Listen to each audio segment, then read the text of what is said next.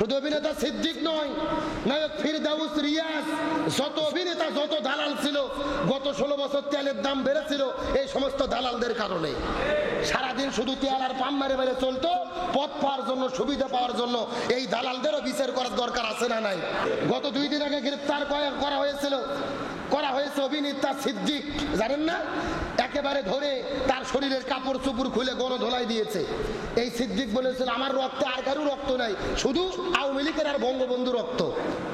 আর এই বাংলাদেশের ভাগ ধরলে সারে, স্বৈরাচার হাসিনা ধরলে সারে না, এমন বড় বড় বক্তব্য দিয়েছিল। সিদ্দিককে বলতে চাই, কোথায় তোমার শেখ হাসিনা? কাকে ধরবে? আল্লাহ এমন ধরা ধরলো, কোনো মতো জীবন নিয়ে মামু বাড়ি দিল্লি পালাতে বাধ্য হলো। এজন্য ক্ষমতার অহংকার করা হয় না। অনেকে তাদের পক্ষে মায়া কান্না কাটতেছে। আমরা পরিষ্কার করে বলি, যারা স্বৈরাচারের দোসর ছিল, যারা এই গণহত্যাকে সমর্থন করেছে, স্বৈরাচারকে সমর্থন করেছে, এদের বাংলাদেশে বিচার হওয়া দরকার। শুধু অভিনেতা সিদ্দিক নয়, নায়ক ফিরদাউস, রিয়াজ, যত অভিনেতা, যত দালাল ছিল, গত 16 বছর তেলের দাম বেড়েছিল এই সমস্ত দালালদের কারণে। সারাদিন শুধু তেল আর পাম মারে মারে চলতো, পথ পাওয়ার জন্য, সুবিধা পাওয়ার জন্য। এই দালালদেরও বিচার করার দরকার আছে না নাই? অনেকেই মায়া কান্না কাঁদে, ভালোবাসা দেখা। শোনেন, আমরা এগুলোর পক্ষে নয়, তবে একটা আরবিতে প্রবাদ বাক্য আছে, কামা তাদিনু তুদান, যেমন কর্ম তেমন ফল। আপনি যেমন জুলুম করবেন, পরবর্তীতে আপনার উপরে তার ডবল জুলুম আল্লাহ ফিরাইয়া দেবে। এই জন্য আমাদের শিক্ষা নিতে হবে। যারাই আমরা ক্ষমতায় আছি, যারাই দেশ চালাই, যারাই পদে থাকি, ক্ষমতা পাইয়া জুলুম করা যাবে, তাহলে বলেন ইমানদারদেরকে সাহায্য করবেন কে? আরো জোরে বলেন। আমার যে বন্ধুগণ, মুসলমান ভাইরা, গভীর মনোযোগ। রোম সম্রাট কায়সার ডাকতে বলেন, তোমরা মারার জন্য 2 জন যুবককে রেখে দাও, আরেকজন যুবককে আগুনের মধ্যে নিয়ে চলে যাও। এই কথা বলার পরে যখন একজন যুবকটাকে আগুনের মধ্যে নিয়ে গেল, ওই যুবকটাকে আগুনের কাছে নিয়ে যাওয়ার পরে ফুটন্ত তেলের মধ্যে যখন ফেলে দিলেন, ফুটন্ত তেলের মধ্যে যখন ফেলে দিলেন, ফেলে দেওয়ার সঙ্গে সঙ্গে তার শরীরের মাংসগুলো হাড্ডি থেকে খুলে গেল, হাড্ডিগুলো, হাড় মোড়গুলো খুলে গেলেন। এই দৃশ্য দেখার পরে পেছন দিক থেকে 2 ভাই নিজেদের জীবনের জন্য কান্না করে না, নিজের ভাই বিদায় নিয়ে চলে গেল, এই মনে করে করে যখন তারা ভাবে, এমন সময় লক্ষ্য করে দেখতে পারে ওই ভাইটা তেলের ডেকচির মধ্য থেকে চিৎকার করে বলে, আমার 2 জন সহপাঠী ভাই, তোমাদের কোনো ভয় করার দরকার নাই, তোমাদের কোনো টেনশন করার দরকার নাই, তোমাদের কোনো পেরেশানি হওয়ার কোনো দরকার নাই রে। আমার দেহটা তেলের মধ্যে পড়ার আগে আমার খাসার পাখিটা আল্লাহ তাআলা বের করে নিয়েছে, আর এই পাখিটা জান্নাতের ভেতরে, সবুজ বাগানের ভেতরে সবুজ পাখি হয়ে আল্লাহ ঘুরতে দিয়েছে। লিল্লাহি তাকবীর। তার মানে দিনের জন্য যারা জীবন দেয়, ইসলামের জন্য যারা জীবন দেয়, কোরআনের জন্য যারা জীবন দেয়, এদেরকে যখন হত্যা করে জমিনের মধ্য থেকে বিদায় করে দেওয়া হয়, এরা কখনো মরে না, এদের জীবনটা জান্নাতের মধ্যে রেখে দেয় কে? আরো জোরে বলেন। এই জন্য আল্লাহর কোরআন বললেন, ইন্নাল্লাযীনা ক্বালু, নিশ্চয়ই যারা বলে রব্বুনাল্লাহ, রব আমাদের আল্লাহ, সুম্মাস্তাকাম, এবং তার উপরে অবিচল থাকে, তাতানাজ্জালু আলাইহিমুল মালায়েকা, আল্লাহ তাদের উপরে রহমতের ফেরেশতা নাজিল করে দেয়। এই 2 জন ভাই দৃশ্যটা দেখার পরে তারা মনে মনে চিন্তা করেছে, আমাদের 2 ভাই, আমাদের 1 ভাই তেলের ডেকচির মধ্যে পড়ে জীবন দিয়ে বিদায় নিয়ে চলে গেল, কিন্তু সে মরে নাই, তার জীবনটাকে, রূহটাকে জান্নাতের মধ্যে কে রেখেছেন? এই দৃশ্য দেখার পরে রোম সম্রাট কায়সার ওই বাকি 2টা যুবককে ডাকতে বলে, যুবক, তোমরা কালেমা ছাড়ো, আল্লাহ রাসূলকে ছেড়ে দাও, নতুবা তোমাদের তেলের ডেকচির মধ্যে ফেলে হত্যা করা হবে, তোমাদের তেলের ডেকচির মধ্যে ফেলে হত্যা করা হবে। তোমরা কালেমা ছাড়ো, নতুবা জীবন থেকে বিদায় করে দেওয়া হবে। আজকেও আমাদের দেশের ভেতরে আমরা লক্ষ্য করে দেখেছি, যারা ক্ষমতার মধ্যে ছিল, রাষ্ট্রপতি ছিল, ইমানদার ব্যক্তিদেরকে ফাঁসির রায় দেওয়ার পরে নাটক করার জন্য ফাঁসির কাস্টের আসামিকে তারা জিজ্ঞেস করেছিল, রাষ্ট্রপতির কাছে জীবন ভিক্ষা চাও, তাহলে ফাঁসির থেকে তোমরা বাঁচতে পারবে। এখন আমি আপনাদের জিজ্ঞাসা করি, বলেন তো, জীবন দেওয়ার মালিক কে? আরো জোরে বলেন কে? ওই নেতৃবৃন্দদেরকে যখন বলেছিলেন রাষ্ট্রপতি রাষ্ট্রপতির কাছে তোমরা জীবন ভিক্ষা চাও, তোমাদেরকে জীবন ভিক্ষা দেওয়া হবে।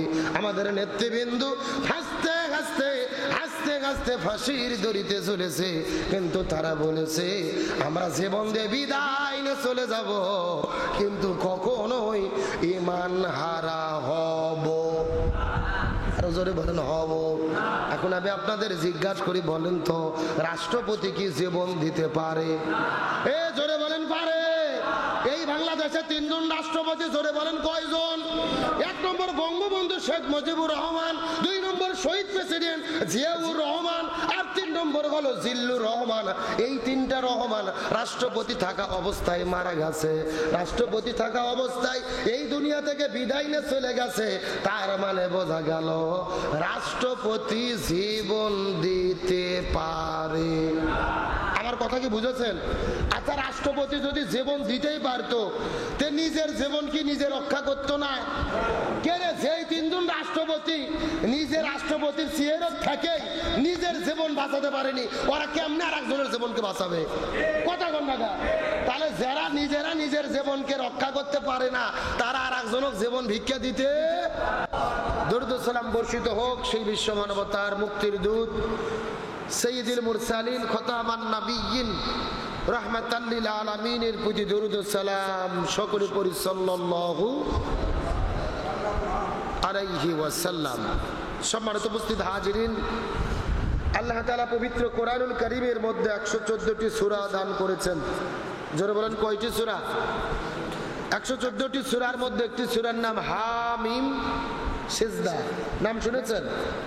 আমরা এই সূরা 30, 31, 32 এবং 33 নম্বর আয়াতে কারিমাতকে সামনে রেখে আমরা কিছু আলোচনা শোনার চেষ্টা করব ইনশাআল্লাহ। সবাই আমার সঙ্গে পড়েন আউযু বিল্লাহি মিনাশ শাইতানির রাজিম, বিসমিল্লাহির রাহমানির রাহিম।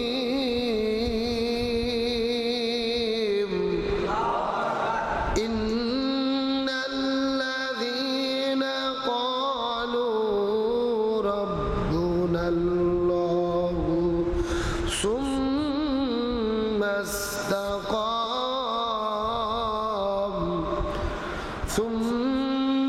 ইসতাকামু তাতানাজ্জালু আলাইহিমুল মালাইকাতু আল্লা তাখাফু ওয়া লা তাহজানু ওয়া আবশিরু বিল জান্নাহ وأبشروا بالجنة التي كنتم توعدون।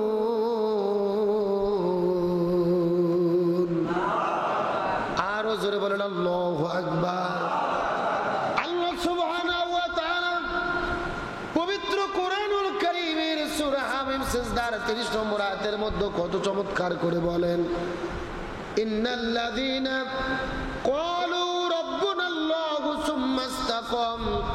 ইন্না মানে নিশ্চয় যারা, ইন্না মানে নিশ্চয়, আল্লাযীনা মানে যারা, ক্বালু বলে, রাব্বুনাল্লাহ আমাদের রব বলেন আল্লাহ। চিৎকার করে বলেন তো আমাদের রব কে? আরো জোরে বলেন কে? ইন্নাল্লাযীনা ক্বালু, যারা বলে রব্বুনাল্লাহ আমাদের রব বলেন আল্লাহ, শুধুমাত্র মুখে মুখে বলে না, সুম্মা ইসতাকাম, আবার মুখে বলার পরে তার প্রতি অবিচল থাকে। তাতানাজ্জালু আলাইহিমুল মালাইকা, আল্লাহ তাদের উপরে রহমতের ফেরেশতা নাজিল করতে থাকেন। এই ফেরেশতাগুলো আসার পরে ঘোষণা করে, আল্লাহ তাখাফু, তোমাদের জন্য কোনো ভয় নেই, ওয়ালা তাহজানু, তোমাদের জন্য কোনো টেনশন নাই, ওয়া আবশিরু বিল জান্নাহ, তোমাদের জন্য রয়েছে আল্লাহর পক্ষ থেকে জান্নাতের সুসংবাদ। আর একটু জোরে বলেন না সুবহানাল্লাহ। লক্ষ্য করেন, ইন্নাল্লাযীনা ক্বালু রাব্বুনাল্লাহ, ইন্না মানে নিশ্চয়, ইন্না শব্দটি হরফে মুসাব্বাবিল ফিল। আমরা জানি হরফে মুসাব্বাবিল ফিল হলেন 6টি। ইন্না, আন্না, কান্না, লাইতা, লাকিন্না, লাআল্লাহ, যে শব্দগুলো তাকিদ দেওয়ার জন্য, নিশ্চয়তা বোঝানোর জন্য ব্যবহার করা হয়। আল্লাহ তাআলা বলেন ইন্না নিশ্চয়, আল্লাযীনা যারা ক্বালু রাব্বুনাল্লাহ বলে যে আমাদের রব হলেন আল্লাহ, চিৎকার করে বলেন আমাদের রব কে? আরো জোরে বলেন। শুধুমাত্র মুখে মুখে বলে না, সুম্মাস্তাকাম, এই কথার উপরে তারা অবিচল থাকে। তাতানাজ্জালু আলাইহিমুল মালাইকা, আল্লাহ তাদের উপর রহমতের ফেরেশতা নাজিল করেন। ফেরেশতাগুলো এসে তাদের সুসংবাদ দেয়, ওয়াবশিরু বিল জান্নাহ, ওয়াবশিরু বিল জান্নাতিল্লাতী কুনতুম তুআদুন, আল্লাহর পক্ষ থেকে তোমরা সেই জান্নাতের সুসংবাদ গ্রহণ করো যেই জান্নাতের জন্য আল্লাহ তাআলা ওয়াদা করেছেন। সুবহানাল্লাহ বলেন। আমরা আজকে জানার চেষ্টা করব রবের প্রতি অবিচল থাকার অর্থ কি, রবের প্রতি অবিচল থাকার দৃষ্টান্ত কি, এবং রবের প্রতি অবিচল থাকার ফলাফল কি। আল্লাহ তাআলা আমাদের সঠিকভাবে বোঝার তৌফিক দান করুক, বলেন আমিন। প্রথম নম্বর কথা, ইন্নাল্লাযীনা ক্বালু রাব্বুনাল্লাহ, আমাদের রব কে? আরো জোরে বলেন। আমার প্রিয় বন্ধুগণ, মুসলমান ভাইরা, গভীর মনোযোগ। আল্লাহর কোরআন বলতেছেন ইন্নাল্লাযীনা ক্বালু, নিশ্চয় যারা বলে রাব্বুনাল্লাহ, আমাদের রব হলেন আল্লাহ, শুধুমাত্র মুখে মুখে বলে না, তাতানাজ্জালু সুম্মাস্তাকাম, সুম্মাস্তাকাম, এর উপরে অবিচল থাকে। তার মানে মুখে মুখে আল্লাহ আমাদের রব শুধু বললে হবে না, এর উপরে কি থাকা লাগবে? প্রতিষ্ঠিত থাকতে হবে, ইস্তিকামাত থাকতে হবে। তার মানে শুধু মুখে মুখে আল্লাহকে রব বললে হবে না। ঈমানের দাবি হলো ইকরার বিল লিসান, মুখে মুখে ঘোষণা করতে হবে। তাসদিক বিল জিনান, অন্তরের মধ্যে বিশ্বাস স্থাপন করতে হবে। আর 3 নম্বর হলো আমুল বিল আরকান, সেটা কাজের মাধ্যমে জাতির সামনে প্রমাণ করতে হবে।